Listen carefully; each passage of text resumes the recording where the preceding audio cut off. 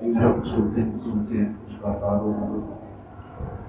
تھوڑا سا سننے کی سعادت حاصل کرتے ہیں. سورہ انفطار کا تعارف. سورہ انفطار مکہ مکرمہ میں نازل ہوئی. اس میں ایک اربع 19 آیتیں ہیں. انفطار کا مطلب پھٹ جانا. اور اس سورت کا یہ نام اس کی پہلی آیت میں لفظ انفطرت سے ماخوذ ہے. اس سورت کا تفصیل مضمون یہ ہے کہ اس میں قیامت کی علامات بیان کی گئی.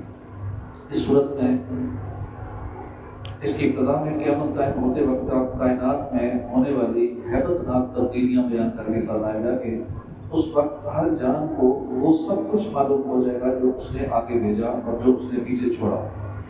انسان کو عطا کی جانے والی نعمتیں بیان کر کے اسے جھنجھوڑا گیا کہ کس چیز نے تجھے اپنے کرم والے رب سے دھوکے میں ڈال دیا اور تو نے اس کی نافرمانی شروع کر دی. یہ بتایا گیا کہ ہر انسان پر کرم کاتبین 2 فرشتے مقرر ہیں جو اس کے اعمال اور اقوال کے نگہبان ہیں اور اس کے تمام اعمال جانتے ہیں. اس صورت کے آخر میں نیکوں اور بدکاروں کا انجام بیان کیا گیا اور قیامت کے دن کے احوال بیان کیے گئے. اس کے بعد سورہ مطففین. اس کے بارے میں مفسرین کا ایک قول یہ ہے کہ یہ صورت مکیہ ہے اور ایک قول یہ ہے کہ مدنی ہے. ایک قول یہ ہے کہ یہ صورت ہجرت کے زمانے میں مکہ مکرمہ اور مدینہ طیبہ کے درمیان نازل ہوئی. اس میں ایک رکوع ہے 36 آیتیں ہیں. مطففین کا مطلب ہے ناپ تول میں کمی کرنا. اور اس صورت کی پہلی آیت میں لفظ موجود ہے. اس مناسبت سے اس کو سورہ مطففین کہتے ہیں. اس کا مضمون یہ ہے کہ اس میں اسلام کی بنیادی عقائد بیان کیے گئے اور ناپ تول میں کمی کرنے والوں کی مذمت بیان کی گئی. اس صورت کی ابتدا میں ناپ تول میں کمی کرنے کے بارے میں شدید وعید بیان کی گئی. یہ بتایا گیا کہ کافروں کا عمل نامہ سب سے نیچی جگہ سجین میں لکھا ہوا ہے اور جس دن وہ عمل نامہ نکالا جائے گا اس دن قیامت کے منکروں کے لیے خرابی ہے. نیز یہ بتایا گیا کہ قیامت کے دن کو وہی جھٹلاتا ہے جو سرکش اور گناہ گار ہے. جو کافر قرآن مجید کو سابقہ لوگوں کی کہانیوں پر مشتمل کتاب کہتے تھے ان کا رد کیا گیا اور یہ بتایا گیا کہ جس طرح وہ دنیا میں اللہ کی وحدانیت کا اقرار کرنے سے محروم رہے اسی طرح قیامت کے دن اللہ تعالیٰ کا دیدار کرنے سے محروم رہیں گے اور ان کا ٹھکانہ جہنم ہوگا. نیک لوگوں کے نامہ اعمال کی جگہ اور ان کی جزا بیان کی گئی. اس صورت کے آخر میں بتایا گیا کہ دنیا میں جو کافر مسلمانوں کا مذاق اڑاتے اور ان کا ہنستے تھے قیامت کے دن ان کی رسوائی اور دردناک انجام دیکھ کر مسلمان ہنسیں گے. اس کے بعد سورہ انشقاق کی مکے میں نازل ہوئی. اس میں ایک رکوع ہے 25 آیتیں ہیں. انشقاق کا معنی ہے پھٹنا. اس صورت کا یہ نام اس کی پہلی آیت میں جو لفظ موجود ہے انشقت اس سے ماخوذ ہے. اس صورت کا مقصد مضمون یہ ہے کہ اس میں قیامت کی ہولناکیاں بیان کی گئی. اس کی ابتدا میں قیامت قائم ہوتے وقت کائنات میں ہونے والی بعض تبدیلیاں بیان ہوئیں.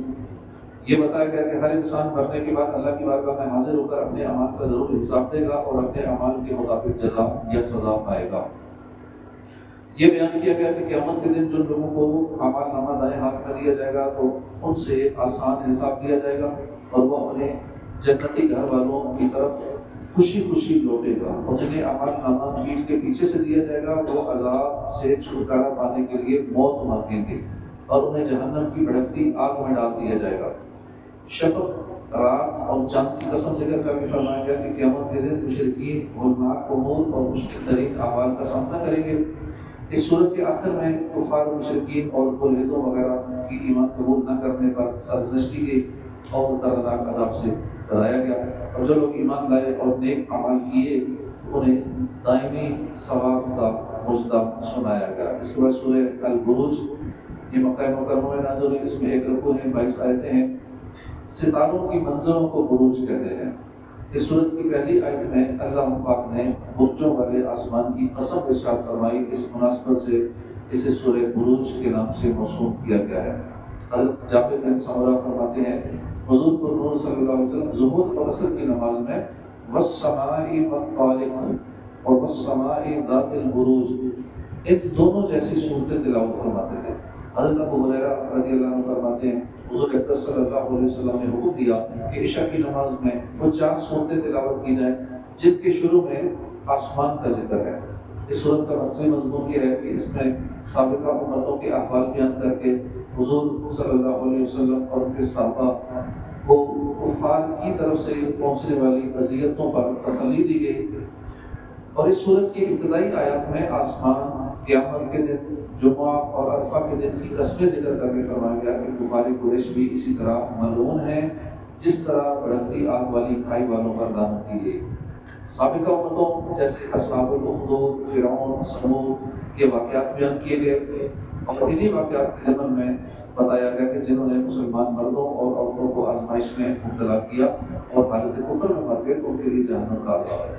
یہ بتایا گیا کہ اللہ تعالیٰ جب کسی ظالم کو پکڑتا ہے تو اس کی پکڑ بڑی شدید ہے اور وہ مردوں کو دوبارہ زندہ کرنے پر قادر ہے، توبہ کرنے والوں کو بخشنے والا ہے، نیک بندوں سے محبت فرمانے والا ہے، عزت والے عرش کا مالک ہے اور ہمیشہ جو چاہے کرنے والا ہے۔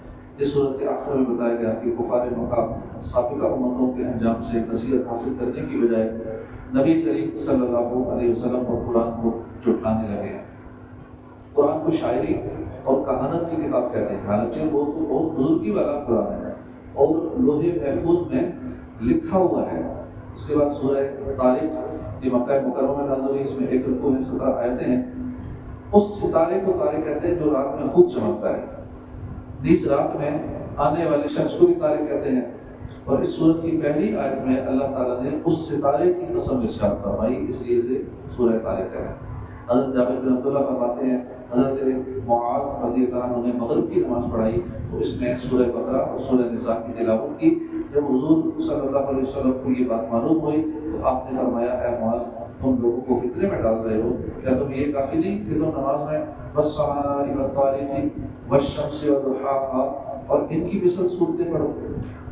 حضرت خالد اقوانی رضی اللہ تعالیٰ سے روایت ہے کہ انہوں نے نبی کریم صلی اللہ علیہ وآلہ وسلم کو قبیلہ ثقیف کے بازار میں دیکھا کہ آپ ایک لاٹھی کے سہارے کھڑے ہوئے تھے۔ جب آپ ثقیف والوں کے پاس مدد طلب کرنے آئے تو میں نے انہیں والسماء والطارق کی تلاوت کرتے ہوئے سنا، یہاں تک کہ آپ نے یہ سورت ختم فرما دی۔ میں نے اس سورت کو دور جاہلیت میں یاد رکھا، پھر اسلام قبول کرنے کے بعد اسے پڑھا۔ تو نماز میں بھی والسماء والطارق والشمس وضحاها یا ان جیسی صورتیں یا پھر ان سے چھوٹی صورتیں پڑھنے کا حکم ہے، جس طرح کہ حضرت معاذ رضی اللہ تعالیٰ عنہ سرکار صلی اللہ علیہ وسلم نے فرمایا کہ لوگوں کو مشقت میں نہ ڈالو۔ اگر امام لمبی صورتیں پڑھے گا، اب پیچھے مقتدیوں میں اگر کوئی بزرگ ہے جیسے ٹانگوں میں درد ہے، گھٹنوں میں درد ہے، کوئی اور تکلیف ہے جس کے لیے کھڑا ہونا مشکل ہے، تو ایک نمازی کو بھی اگر تکلیف ہوگی نماز لمبی کرنے کی وجہ سے تو حکم ہے کہ نماز کو مختصر کیا جائے، چھوٹی چھوٹی صورتیں پڑھی جائیں تاکہ کسی کو بھی مشقت نہ ہو، جس طرح حضور نے فرمایا حضرت معاذ سے کہ تم لوگوں کو فتنے میں ڈال رہے ہو اور یہ والی اس طرح کی صورتیں پڑھو، یعنی اس جیسی یا اس کی چھوٹی صورتیں پڑھنے کا حکم ہے۔ اس صورت کا مقصد مضمون یہ ہے کہ اس میں مرنے کے بعد دوبارہ زندہ کیے جانے، حشر و نشر اور حساب و جزا پر ایمان لانے کے بارے میں کلام کیا گیا۔ اس صورت کی ابتدا میں آسمان اور رات کے وقت خوب چمکنے والے ستارے کی قسم کھا کر فرمایا کہ ہر انسان پر حفاظت کرنے والا ایک فرشتہ مقرر ہے۔ انسان کو اپنی تخلیق کی ابتدا پر غور کرنے کا حکم دیا گیا تاکہ اسے معلوم ہو جائے کہ پہلی بار پیدا کرنے والا رب دوبارہ پیدا کرنے پر بھی قدرت رکھتا ہے۔ یہ بتایا گیا کہ جب قیامت کے دن عقائد، اعمال، نیتیں ظاہر کر دی جائیں گی تو اس وقت مرنے کے بعد زندہ کیے جانے کا انکار کرنے والے کے پاس کوئی طاقت اور کوئی مددگار نہ ہوگا جو اسے اللہ کے عذاب سے بچا سکے۔ آسمان اور زمین کی قسم کھا کر فرمایا گیا کہ قرآن مجید کوئی ہنسی مذاق کی بات نہیں بلکہ حق اور باطل میں فیصلہ کر دینے والا کلام ہے۔ اس صورت کے آخر میں بتایا گیا کہ کفار اللہ کے دین کو مٹانے کے لیے طرح طرح کی چالیں چلتے ہیں اور اللہ کے بارے میں اپنی خفیہ اللہ ان کے بارے میں اپنی خفیہ تدبیر فرماتا ہے جس کی انہیں خبر نہیں۔ یہاں پہ اعلیٰ حضرت نے کیسا ترجمہ کیا ہے اور باقیوں نے کیسا کیا ہے۔ باقی لوگوں نے دیکھا کہ اللہ جس طرح وہ لوگ چالیں چلتے ہیں اللہ بھی چالیں چلتا ہے۔ دیکھیں دونوں لفظ ان کے لیے بھی وہ استعمال کر دیا، اللہ کے بارے میں وہ استعمال کر دیا۔ اعلیٰ حضرت جو کہ ادب والے ہیں، عشق والے ہیں، انہوں نے کیا لکھا کہ کافر چالیں چلتے ہیں اور اللہ اپنی خفیہ تدبیر کرتا ہے۔ آگے جب بھی ترجمہ کرتے ہوئے الفاظ ایسے چنے جائیں کافروں کے لیے اور الفاظ، اور اللہ کے لیے، اس کے محبوب کے لیے اور الفاظ، ادب والے، عشق والے الفاظ۔ یہ ہے اعلیٰ حضرت کے ترجمے کا کمال۔ اس لیے صرف ترجمہ کنز الایمان ہی پڑھنا چاہیے، باقی پڑھیں گے تو اس طرح کے بہت سارے معاملات میں پھر گڑبڑ ہو جائے گی۔ اگر ان الفاظ پہ ایمان بھی رکھ لیا تو بعض صورتوں میں پھر ایمان کا خطرہ بھی پڑ جائے گا۔ اس کے بعد سورہ اعلیٰ جو مکہ مکرمہ میں نازل ہوئی، اس میں ایک رکوع ہے، 19 آیتیں ہیں۔ اعلیٰ کا مطلب ہے سب سے بلند، اور اس سورت کی پہلی آیت میں یہ لفظ موجود ہے، اس مناسبت سے اس کو سورہ اعلیٰ کہتے ہیں۔ حضرت نعمان بن بشیر فرماتے ہیں کہ حضور صلی اللہ علیہ وسلم عید الفطر، عید الاضحیٰ اور جمعہ کی نماز میں سبح اسم ربک الاعلیٰ اور هل اتاک حدیث الغاشیہ پڑھا کرتے تھے۔ جب عید جمعہ کے دن ہوتی تو دونوں نمازوں میں ان صورتوں کی تلاوت فرماتے تھے۔ حضرت عائشہ صدیقہ فرماتی ہیں نبی کریم صلی اللہ علیہ وسلم وطر کی پہلی رکعت میں سبح اسم ربک الاعلیٰ اور دوسری رکعت میں قل یا ایھا الکافرون، تیسری رکعت میں قل ھو اللہ احد پڑھا کرتے تھے۔ حضرت علی المرتضیٰ فرماتے ہیں نبی کریم صلی اللہ علیہ وسلم اس صورت سبح اسم ربک الاعلیٰ سے محبت فرماتے ہیں۔ اس صورت کا منصب مضمون یہ ہے کہ اس میں اللہ کی وحدانیت، اس کی قدرت کو ثابت کیا گیا، اور اس میں یہ مضامین بیان ہوئے۔ اس کی ابتدا میں ہر نقص و عیب سے اللہ کی پاکی بیان کرنے کا حکم دیا گیا۔ اللہ تعالیٰ کی قدرت، وحدانیت، علم و حکمت پر دلالت کرنے والے آثار ذکر کیے گئے۔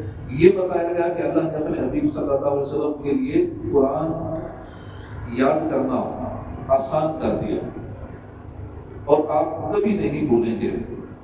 حضور کو حکم دیا گیا کہ آپ قرآن مجید کے ذریعے نصیحت فرمائیں، اور یہ بتایا گیا کہ جو اللہ تعالیٰ اور اپنے برے انجام سے ڈرتا ہے وہ نصیحت مانے گا، اور جو بڑا بدبخت ہے وہ آپ کی نصیحت قبول کرنے سے دور ہٹے گا۔ یہ فرمایا گیا کہ جس نے خود کو پاک کر لیا، اللہ کا نام لے کر نماز ادا کی، دنیا کی زندگی کو آخرت پر ترجیح نہ دی، وہ کامیاب ہو گیا۔ اس صورت کے آخر میں بتایا گیا کہ خود کو پاک کرنے والوں کا اپنی مراد کو پہنچنا اور آخرت کا بہتر ہونا قرآن مجید سے پہلے نازل ہونے والے حضرت ابراہیم اور حضرت موسیٰ علیہ السلام کے صحیفوں میں بھی لکھا ہوا تھا۔ اس کے بعد سورہ الغاشیہ جو مکہ مکرمہ میں نازل ہوئی، اس میں ایک رکوع ہے، 26 آیتیں ہیں۔ غاشیہ کا مطلب ہے چھا جانے والی چیز، اور اس کی پہلی آیت میں یہ لفظ موجود ہے، اسی مناسبت سے اسے سورہ غاشیہ کہتے ہیں۔ حضرت ضحاک بن قیس نے حضرت نعمان بن بشیر کی طرف خط لکھا، پوچھا کہ رسول کریم صلی اللہ علیہ وسلم جمعہ کی نماز میں سورہ جمعہ کے ساتھ کون سی صورت تلاوت فرماتے؟ آپ نے فرمایا حضور جمعہ کی نماز میں هل اتاک حدیث الغاشیہ تلاوت فرماتے۔ اس صورت کا مقصد مضمون یہ ہے، اس میں اسلام کی بنیادی عقائد بیان کیے گئے۔ اس کی ابتدا میں قیامت کی ہولناکیاں، کفار کی بدبختی، مسلمانوں کی خوش بختی، اہل جنت اور اہل جہنم کے اوصاف بیان کیے گئے۔ اللہ کی وحدانیت، قدرت اور علم و حکمت پر اونٹ کی تخلیق، آسمان کی بلندی، پہاڑوں کو زمین میں نصب کرنے اور زمین کو بچھانے کے ذریعے استدلال کیا گیا۔ اس صورت کے آخر میں حضور سے فرمایا گیا کہ آپ کی ذمہ داری صرف نصیحت کرنا ہے، کسی کو مسلمان کر کے ہی چھوڑنا آپ کی ذمہ داری نہیں ہے۔ اور یہ بتایا کہ جو کفر کرے گا اللہ تعالیٰ اسے بڑے عذاب میں مبتلا کرے گا، بڑا عذاب دے گا، اور قیامت کے دن سب لوگ حساب اور جزا کے لیے اللہ کی بارگاہ میں حاضر ہوں گے۔ اس کے بعد سورہ الفجر جو مکہ مکرمہ میں نازل ہوئی، اس میں ایک رکوع ہے، 30 آیتیں ہیں۔ فجر کا مطلب ہے صبح، اور اس سورت کی پہلی آیت ہے فجر کی قسم ارشاد فرمائی گئی۔ اس مناسبت سے اس کو سورہ فجر کہتے ہیں۔ اس کا مقصد مضمون یہ ہے، اس میں 5 عظمت والی اشیاء کی قسم بیان کر کے فرمایا، کفار کو سمجھایا گیا، اور سمجھانے کے لیے گزشتہ اقوام کا اپنی قوت و طاقت کے باوجود عذاب الہی کے شکار ہونے کو بیان کیا گیا۔ غافلوں کی غفلت، ان کی فطرت اور کردار کا بیان ہے۔ برائیوں کی جڑ یعنی مال کی محبت اور اس کے اثرات کا تذکرہ ہے۔ پھر قیامت کی ہولناکیوں اور عذاب الہی کی شدت کا بیان ہے۔ آخر میں مخلصین اور مومنین کے انعام و اکرام کا ذکر ہے۔ مزید صورت انشاءاللہ جو رہے گی فجر کے بعد اس کا تعارف سنیں گے۔ صدق اللہ العظیم۔